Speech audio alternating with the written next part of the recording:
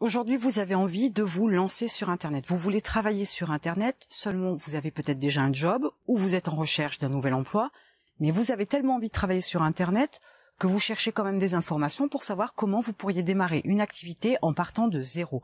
Comment vous avez la possibilité d'avoir un travail sur Internet en partant de zéro sans savoir comment ça fonctionne, mais en faisant les choses bien pour pouvoir mettre en place une activité qui vous permette soit de gagner des revenus complémentaires, soit de réellement créer un revenu qui vous permette d'assurer votre quotidien, en bref, d'en vivre. Alors je vais partager avec vous les 15 étapes qui vont vous permettre de travailler sur Internet en partant de zéro. Alors la première chose que vous devez faire, et ce pour éviter d'avoir à dépenser de l'argent avant même d'en avoir gagné, c'est de vous focaliser sur le fait que vous devez vendre de la prestation de service. La prestation de service, comme son nom l'indique, vous n'avez pas besoin d'acheter de marchandises que vous allez revendre. Donc vous n'allez pas dépenser de l'argent et vous allez vous focaliser uniquement sur ce type de travail-là, de la vente de prestations de services, de façon à pouvoir mettre en place une activité dans la journée. Maintenant que vous vous êtes focalisé sur cette approche-là, sur ce modèle-là de business, d'activité, l'étape numéro 2, elle consiste à définir ce que vous savez faire ou ce que vous savez tout court. Autrement dit, vous savez par exemple écrire. Écrire vous permet par exemple de faire de la rédaction. Peut-être que vous avez un sens artistique qui est développé et vous pourriez peut-être par exemple faire de la création d'images, mais pourquoi pas du dessin qui pourrait être transposé sur une approche numérique. Et vous savez par exemple jouer d'un instrument.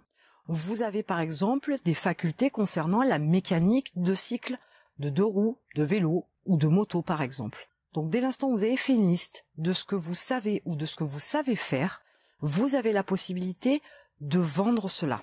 Sous forme donc soit de prestations de services pures et dures, mais ça peut être aussi des cours ou des ateliers en ligne, en live par exemple.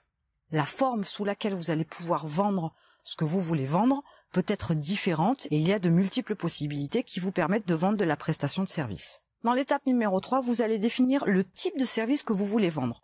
Autrement dit, si vous faites par exemple de la rédaction, ça va être de la création d'articles. Vous serez payé pour créer un article. Mais vous pourriez tout aussi bien, comme je vous le disais précédemment, faire de l'atelier en ligne, en live. Ou alors donner des cours directement par Skype. Faire du tutorat par exemple. Mais ça peut être aussi bien du coaching. Mais au-delà de ce type d'approche, vous pourriez tout aussi bien vendre un produit numérique, comme par exemple un e-book ou une formation vidéo. Donc à vous de définir en fonction de ce que vous savez ou de ce que vous savez faire, voir sous quelle forme le type de service que vous avez défini va être créé pour pouvoir être vendu. Donc comme je vous le disais, ça peut être du coup par coup, comme la rédaction d'articles ou la création de dossiers de presse par exemple, mais ça peut être aussi une création unique comme une formation en ligne que vous allez vendre plusieurs fois. La quatrième étape, elle consiste à savoir à qui vous voulez vendre. Parce que bien évidemment, en fonction de ce que vous avez défini comme service et comme support, vous n'allez pas vendre un cours de guitare par exemple à un débutant qui a 20 ans, comme à une personne âgée qui a 70 ans. L'approche, la psychologie, la démarche ne peut pas être la même. Mais pour autant, en définissant votre cible, vous allez pouvoir adapter votre discours, votre pédagogie, votre style, votre approche, votre façon de vous vendre en fonction de la cible. Donc il est important de la définir correctement. Ne cherchez pas à plaire à tout le monde, ça ne fonctionnera pas. Positionnez-vous sur une cible bien spécifique que vous avez établie à cette étape-là de la création de votre activité sur Internet, parce que c'est là que vous allez aussi définir votre approche, votre façon de vous vendre et de vendre vos prestations de service en adaptant votre discours, votre approche en fonction de votre cible. Dans l'étape numéro 5, vous allez définir un premier service. Ce premier service, il va se définir dans 3 grandes lignes qui sont 1. La description du service et la description la plus détaillée possible. En 2, la limite de ce que vous pouvez proposer. Si par exemple vous faites de la rédaction d'articles, vous ne proposerez pas par exemple la création de dossiers de presse, donc il est important de délimiter ce que vous vendez, vos aptitudes, vos compétences, de façon à ce que quand une personne vient à vous, un prospect, il sache à quoi s'en tenir et qu'est-ce qu'il peut vous demander ou pas. Et enfin, le tarif. C'est le tarif aussi qui va vous permettre de savoir si vous devez étayer ou pas votre premier service. Mais commencez déjà par créer un premier service simple, rapide, de qualité, pour pouvoir démarrer votre activité.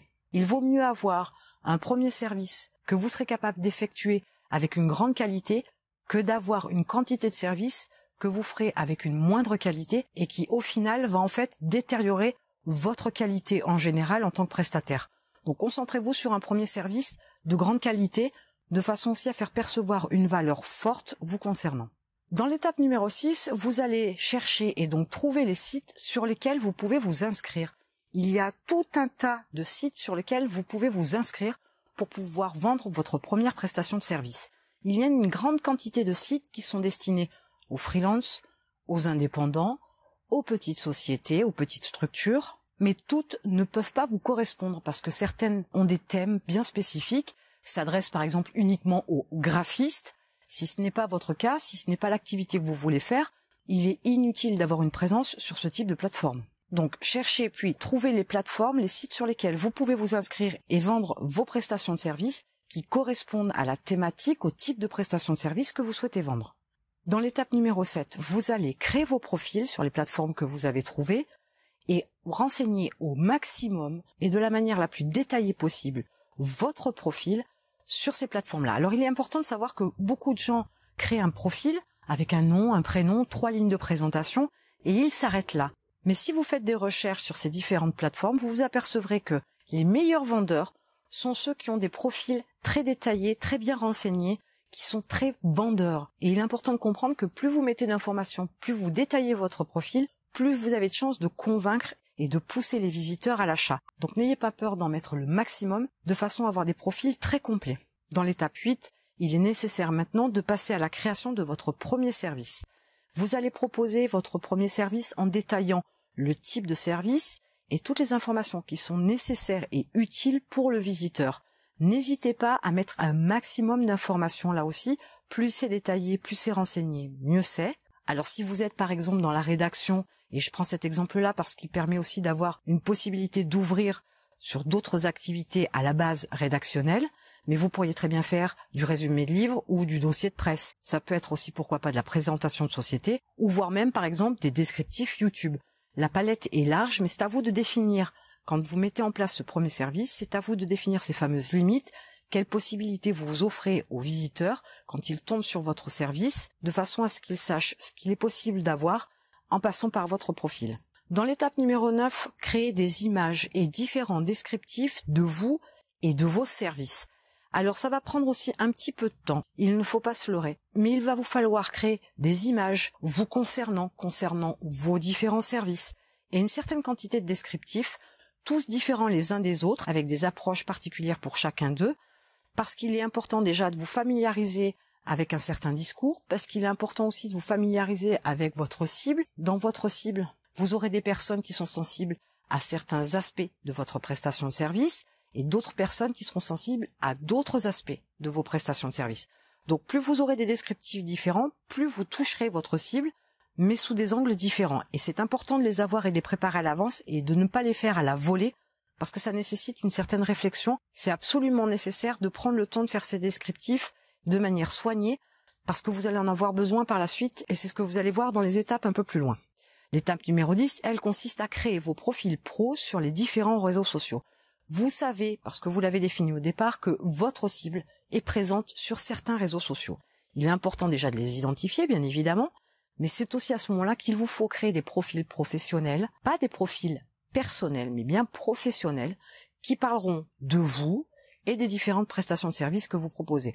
Vous pourriez aussi parler de votre parcours, vous avez peut-être une histoire à raconter, et c'est là que vous allez pouvoir dévoiler votre histoire, faire de façon à ce que ce soit aussi un argument fort pour vendre vos prestations de services, pour montrer la qualité, la valeur que vous avez, et vous allez pouvoir le faire donc sur ces fameux réseaux sociaux et vous adresser directement à votre cible. L'étape numéro 11 consiste en fait à faire la promotion de vos prestations de services, de vous, de vos aptitudes, de vos connaissances sur les différents réseaux sociaux. Et c'est là que vous allez vous servir de ces fameuses images et des différents descriptifs que vous avez créés précédemment, que vous allez déposer sur vos différents profils professionnels sur les différents réseaux sociaux que vous avez ciblés. Pourquoi il est important de préparer à l'avance tout cela? C'est tout simplement une question d'organisation. Dès l'instant où vous avez créé les images et les descriptifs, que vous avez tout ça sous la main, vous avez la possibilité, avec différents outils sur Internet, de programmer à l'avance la publication de posts, la publication d'images, la publication de descriptifs, de manière automatisée, de façon à ce que vous mettiez ça en place tout de suite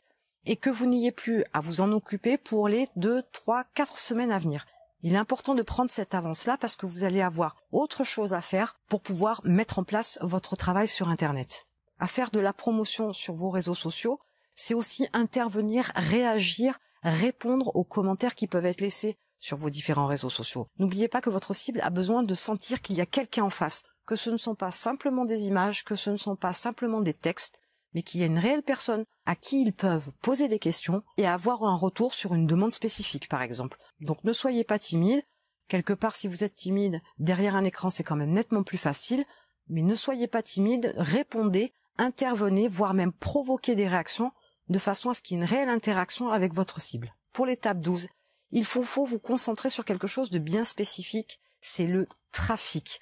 Vous allez, quand vous allez faire de la promotion concernant vos services, concernant votre profil, vous allez déposer des liens.